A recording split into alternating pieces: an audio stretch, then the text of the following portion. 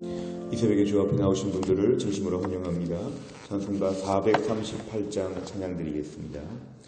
찬송가 438장입니다. 438장 찬양 드리겠습니다.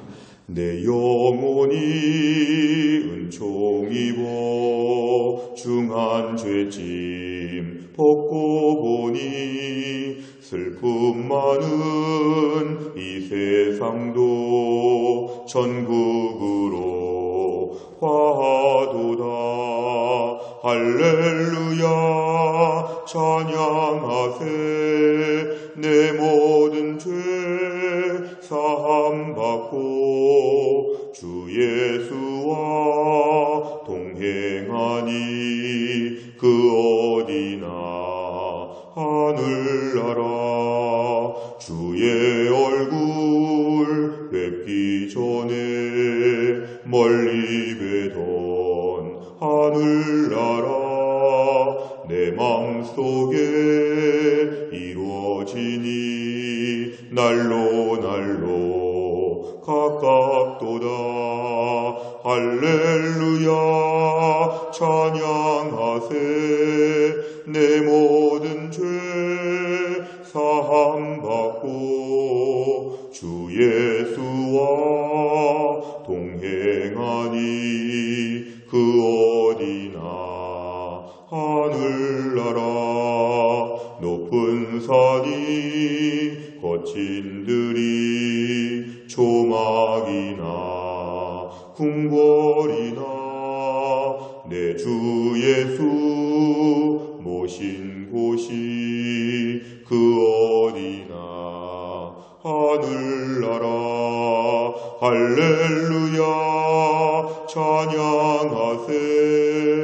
내 모든 죄 사함받고 주 예수와 동행하니 그 어디나 하늘나라. 아멘. 하나님 말씀은 마가복음 16장입니다. 우리 마가복음 16장 1절부터 8절까지입니다. 신약성경 85페이지 마가복음 16장 1절부터 8절까지 말씀. 마가복음 16장 1절부터 8절까지 말씀을 저와 한 절씩 교독하겠습니다. 안식일이 지남에 막달라 마리아와 야고보의 어머니 마리아와 또 살로메가 가서 예수께 바르기 위하여 향품을 사다 두었다가 안식 후 첫날 매우 일찍이 해 돋을 때에 그 무덤으로 가며 서로 말하되 누가 우리를 위하여 무덤 문에서 돌을 굴려주리오 하더니 눈을 들어본즉 벌써 돌이 굴려져 있는데 그 돌이 심히 크더라. 무덤에 들어가서 흰옷을 입은 한 청년이 우편에 앉은 것을 보고 놀라매 청년이 이르되 놀라지 말라. 너희가 십자가에 못 박히신 나사렛 예수를 찾는구나. 그가 살아나셨고 여기 계시지 아니하니라. 보라 그를 두었던 곳이니라. 가서 그의 제자들과 베드로에게 이르기를 예수께서 너희보다 먼저 갈릴리로 가시나니 전에 너희에게 말씀하신 대로 너희가 거기서 배우리라 하라 하는지라. 여자들이 몹시 놀라 떨며 나와 무덤에서 도망하고 무서워하여 아무에게 아무 말도 하지 못하더라. 아멘. 오늘 본문의 말씀은 이제 예수님께서 부활하신 이후의 사건을 우리에게 소개하고 있습니다. 오늘 1절에 보니까 안식일이 지남에, 이제 안식일이 지난 다음에 3명, 막달라 마리아, 야고보의 어머니 마리아, 살로메 3명이 예수님의 무덤에 갔습니다. 예수님의 시체가 있으면 거기다가 바르기 위하여 향품을 지금 준비하여 가고 있습니다. 근데 이제 갈 때 고민은 3절에 보니까 당시 이렇게 동굴 같은 데다가 무덤을 만들어 놓고 앞에 돌로 막게 되는데요. 그 돌을 누가 치워줄까? 여자 3명이 갔기 때문에 이런 돌을 움직이는 문제가 매우 큰 문제였습니다. 4절에 보니까 벌써 돌이 굴려졌다. 그런데 그 돌이 심히 크더라. 그러니까 이게 보통 사람들이 들기가 매우 어려운, 장정들이 10명 가까이 달라붙어서 움직여야 되는데 지금 큰 기적 같은 일이 벌어지게 되었습니다. 5절에 보니까 무덤에 들어가서 흰옷을 입은 한 청년, 이걸 신학적으로 해석하면 천사라고 우리가 해석하고 있는데요. 이 천사가 지금 우편에 앉았다. 근데 6절에 보니까 천사가 하는 말은 놀라지 말라, 예수님은 살아나셨다. 여기 계시지 않는다. 그러면서 7절에 먼저 갈릴리로 가셨다. 지금 오늘 이 예루살렘 지역은 남쪽이고 갈릴리는 저 북쪽입니다. 그러니까 이 남쪽에 지금 예루살렘에서 예수님이 십자가에서 죽으시고 무덤에 장사 지낸 바 되었는데 저 북쪽에서 갈릴리 호수 주변에서 예수님을 다시 만나게 될 것이다. 이러면서 지금 이들에게 증인으로서의 사명을 강조하시는데 8절에 보니까 이 여자들은 몹시 놀라 떨며 나와 무덤에서 도망하고 아무에게 아무 말도 하지 못하더라. 결국 일시적으로 볼 때 지금 이들은 증인의 사명을 감당하지 못하고 두려움에 떨고 있는 것으로 오늘 본문은 마무리가 되고 있습니다. 내용 관찰을 보시면 흰옷을 입은 한 청년이 전한 내용은 무엇입니까? 6절과 7절에 보면 예수님이 부활하셨다는 내용입니다. 여러 가지 이야기가 있지만 결론적으로 말하면 예수님은 부활하셨다. 예수님은 부활하셨다. 다시 사셨다. 말씀대로 부활하셨다. 이런 내용을 얘기하고 있습니다. 두 번째, 흰옷을 입은 청년의 말에 여자들은 어떤 반응을 보였습니까? 8절에 너무도 무서워가지고 도망하며 아무에게 아무 말도 하지 못할 정도로 되었다는 것입니다. 저희가 두 번째 질문을 좀 중심으로 그 다음에 이어가면요. 연구와 묵상에서는 세 번째, 흰옷을 입은 청년이 전한 소식에 여자들이 몹시 놀랐던 이유는 무엇입니까? 사실은 세 명의 여인이 예수님의 무덤을 찾아간 것은 예수님께 매우 호의적인 생각이었습니다. 다들 예수님을 떠나고 무서워하고 예수님은 죽었기 때문에 더 이상 예수님을 따라다닐 것도 없고 이제 모든 것이 다 끝났다. 이렇게 생각할 때에 예수님의 시체에다가 향품을 바른다는 것은 이건 특별한 헌신이고 열정이었습니다. 하지만 이들에게 가장 큰 문제는 뭐냐 하면은 예수님 부활에 대한 확신이 없었습니다. 예수님 부활에 대한 소식, 사실은 예수님 무덤이 비었다거나 천사를 봤거나 이것보다 더 큰 소식, 더 큰 일의 충격은 뭐냐면 예수님 부활에 대한 사건이었습니다. 결국 주님의 부활에 대한 것을 온전히 믿지 못하고 결국 주님의 부활에 대하여 확신하지 못했던 것이 오늘 본문에 드러나고 있습니다. 그리고 이들은 더 이상 이것을 어디 가서 말하지 못할 정도로 두려워하게 되었다는 것은 주님의 부활에 대하여 말할 수 있는 용기가 이들에게 지금 없었다는 것도 이야기합니다.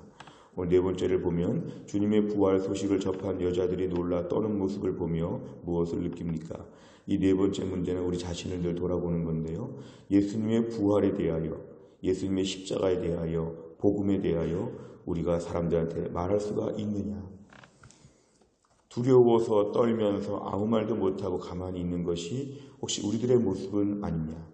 주변의 가족이나 직장이나 주변의 많은 사람들 앞에서 아니면 사랑의 전도단처럼 전도하는 자리에서 개인적으로 태신자를 품고 기도하는 차원에서 우리는 과연 말하고 있는지 침묵하고 있는지를 한번 돌아볼 필요가 있습니다. 제가 오늘 부활에 대해서 어제 부활주의를 지내면서 부활의 기쁜 소식을 믿고 알고 기뻐하였는데요. 이제는 나 혼자 기뻐하는 곳에서 나아가서 남들 앞에 증언할 수 있어야 된다는 것입니다. 증언. 이 증언은 증인만이 할 수 있습니다. 증인이 예수 믿는 사람입니다. 성경은 우리에게 증인들하고 계속 강조하십니다. 나는 예수 믿고 나 혼자 참 좋은데 이 좋은 것을 남들 앞에 말할 수가 있겠느냐? 남들 앞에 부활의 소식을 전할 수 있겠느냐? 전도자의 자리에 갈 수 있겠느냐? 주님의 그 모든 십자가와 부활에 대하여 확신하고 감격하였다면 이제 우리가 말할 차례인데 부활주일 이후에 말하고 다니라는 것입니다. 실제로 예수님의 제자들은 예수님의 부활 이후에 끊임없이 말하고 다녀서 제자와 같은 말이 증인이라는 말이었습니다. 우리 오늘 말씀을 통해서 우리도 증언하게 하여 주시고 증인 되게 하여 주시옵소서 이런 기도 제목을 갖는 게 필요합니다. 마지막 다섯 번째는 예수님을 사랑하고 따르지만 예수님의 부활에 대해 믿지 못해 증인이 되어야 할 때 침묵한 적은 언제였습니까? 부활신앙을 내 삶에 뿌리내리고 다른 사람에게 전하기 위해서 무엇부터 하겠습니까? 이제 오늘부터 만나는 사람들한테 하루에 한 명씩이라도 내가 증언하겠습니다. 하루에 한 사람씩이라도 내가 말하겠습니다. 내가 올해 한 명의 태신자를 품고 기도하겠습니다. 뭔가 이런 결단이 우리에게 매우 중요함을 오늘 본문은 강조합니다. 이 부활에 대한 것은 나의 개인적인 은혜와 기쁨도 중요하지만 다른 사람들 앞에서 말할 수 있을 때까지 가야 한다는 게 오늘 말씀의 명령입니다. 오늘 말씀 묵상하는 가운데 부활 신앙을 나 혼자 기뻐하고 감사하고 그 다음에 나가서 다른 사람들한테 예수님 부활하셨습니다. 나가서 증언할 수 있는 믿음의 사람 다 될 수 있기를 간절히 바랍니다. 기도하겠습니다. 아버지 하나님 감사합니다. 이 새벽에 하나님께서 저희를 깨우시고 주 앞에 나와 기도하게 하신 하나님, 예수님의 부활을 저희가 기뻐하며 감격하며 즐겁게 어제까지 부활주의를 다 마치게 되었는데 오늘 말씀은 부활 이후에 그 부활의 소식을 전하도록 예수님께서 명령하시는 것들을 보았습니다. 하나님, 우리도 이제 부활주일 이후에 가족과 직장과 이웃들 앞에 주변의 많은 사람들 앞에서 예수님의 부활에 대하여 전하게 하여 주시고 하나님 전도하는 입술이 되게 하여 주시고 무엇보다 부활의 기쁨을 가지고 올 한 해 동안도 열심히 전도하며 열심히 증거하고 다닐 수 있는 믿음의 역동적인 증인 될 수 있도록 우리를 축복하여 주시옵소서. 이번 한 주간 동안도 일상의 삶으로 돌아와서 열심히 뛰어가는 성도들을 하나님이 축복하여 주시고 하나님 아버지 우리 삶의 모든 영역에서 순종하며 하나님의 기적을 체험하며 은혜가 충만한 가운데 한 주간을 믿음으로 잘 감당할 수 있도록 하나님이 함께하여 주옵소서. 모든 말씀을 예수님의 이름으로 기도하옵나이다. 아멘. 월요일의 100대 기도 제목은 교회 비전을 위하여 15번부터 28번까지 기도합니다. 15번부터 28번까지 내용을 가지고 하나씩 같이 읽고 이 내용 중심으로 먼저 기도하겠습니다. 15번부터 28번입니다. 다 같이 읽겠습니다. 우리 교회가 단순하고 분명한 복음의 기초 위에서 예배하고 훈련하고 증거하는 공동체로 우뚝 서게 하옵소서. 아멘. 우리 모두가 말세의 혼란스러운 환경 가운데서도 하나님 중심, 성경 중심, 교회 중심의 건강한 신앙생활을 하게 하옵소서. 아멘. 온 교회 성도들이 강렬한 열망으로 뜨겁게 기도함으로 이전에 보지 못한 더 큰 부흥을 경험하게 하옵소서. 아멘. 공동체를 위협하는 어떤 역경과 도전 앞에서도 강력한 믿음의 능력으로 무장하여 승리케 하옵소서. 아멘. 남을 나보다 낮게 여기며 형제의 허물을 덮어주고 아픔을 함께 나누는 사랑의 공동체, 은혜의 공동체가 되게 하옵소서. 아멘. 주님이 주신 비전을 향해 한치의 흐트러짐 없이 달려가게 하시고 주님이 말씀하신 지상 명령을 성취케 하옵소서. 아멘.